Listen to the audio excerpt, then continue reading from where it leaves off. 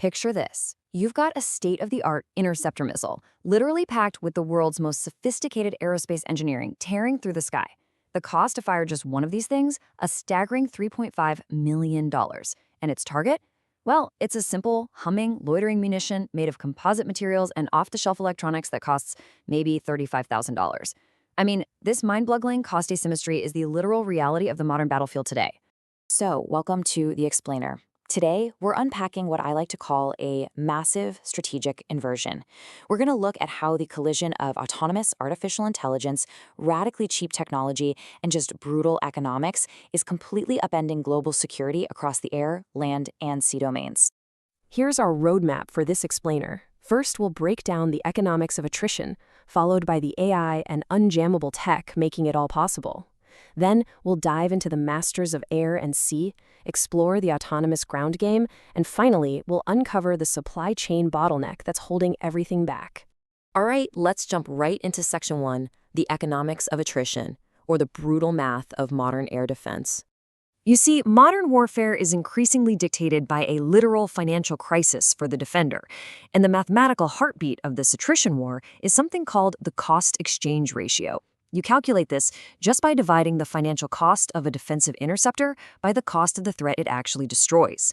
So let's apply this, right? If you're defending a power grid against a swarm of $35,000 Shahed drones, and you fire a $3.5 million Patriot missile, or, say, a $1 million NASAMS interceptor, the math is just terrifying. That creates a disastrous 100-to-1 cost-exchange ratio for the defender. For every single dollar the attacker spends, the defender bleeds $100. At that rate, you're going to run out of money in missiles long before the enemy runs out of cheap drones. Now, this hunt for cheaper defense highlights some pretty stark contrasts. Advanced missiles cost millions, and gun-based kinetic systems drop to under $2,000 per engagement. Directed energy, like lasers, drops even further, below $500. But check out electronic warfare. Just 1 single cent.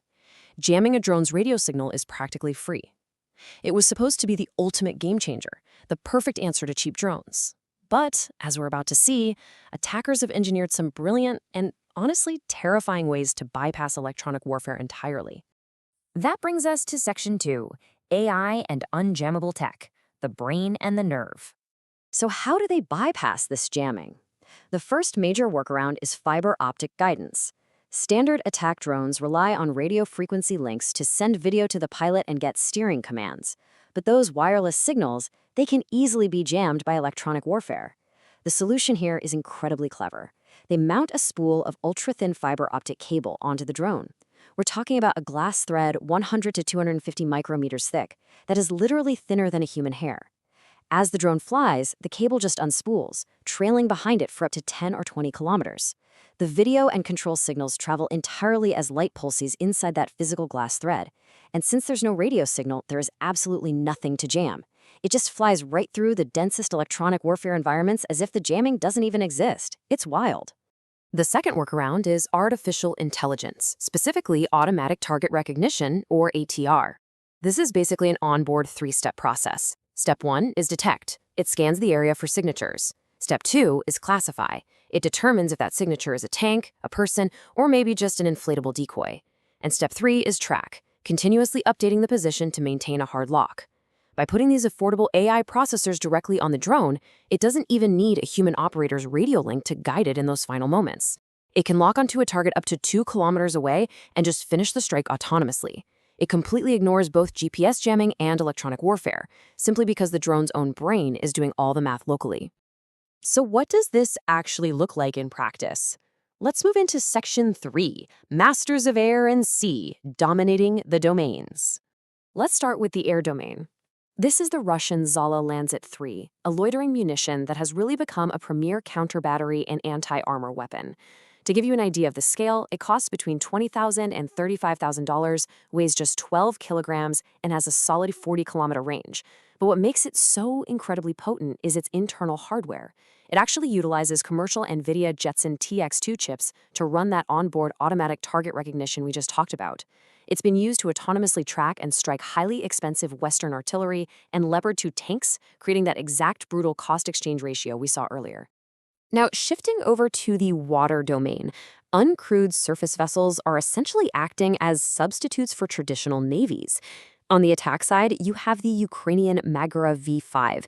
Coming in at under $500,000, it carries a massive 1,700-pound payload.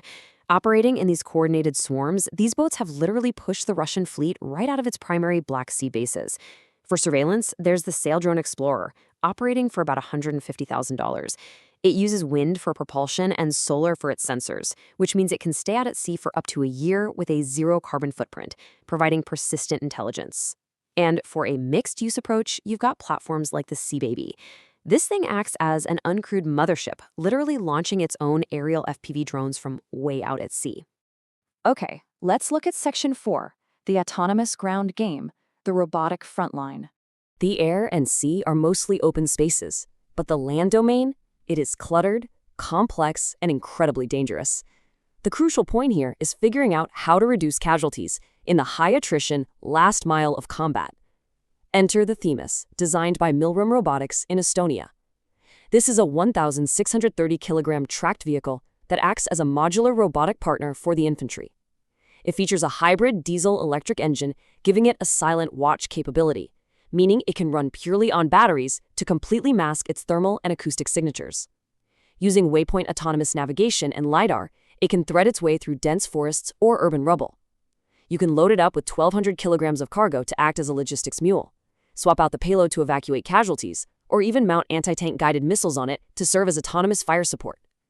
It is the most widely deployed European defense unmanned ground vehicle for a very good reason. Which brings us to the final piece of the puzzle. Section 5. The supply chain bottleneck. The industrial reality holding back Western manufacturing.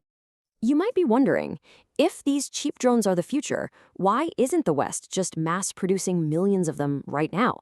Well, take that Magura V5 boat we just talked about. A U.S. boatyard is actually partnering to build them in the States because the U.S. Navy wants them as a cheap alternative to traditional anti-ship missiles.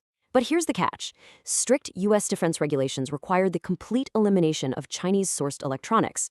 Stripping out all those standard cheap commercial parts and replacing them to comply with these rules makes Western production much, much slower and significantly more expensive. And that's the grand strategic dilemma. The biggest hurdle in modern warfare isn't actually engineering the technology, it's building it at scale. To scale up and win the attrition war, Western nations are confronting a massive strategic vulnerability. Their heavy reliance on Chinese supply chains for raw materials, things like germanium and neodymium magnets. Sourcing these alongside all the microelectronics, cameras, LiDARs, radars, and electric motors essentially requires rebuilding the entire supply chain from scratch, completely without relying on the industrial base of a strategic adversary. Which leaves us with this final, lingering question. Can Western manufacturing actually rebuild the drone supply chain without Chinese electronics before the next major conflict? The brutal math of the cost exchange ratio says they absolutely have to. Firing a $3.5 million missile to intercept a $35,000 drone is just a fast track to bankruptcy. The AI is here, the fiber optics are here, the autonomous platforms are already out there. The only question left is who can build them fastest. Thank you for joining me for this explainer. Keep learning, keep questioning, and I'll see you next time.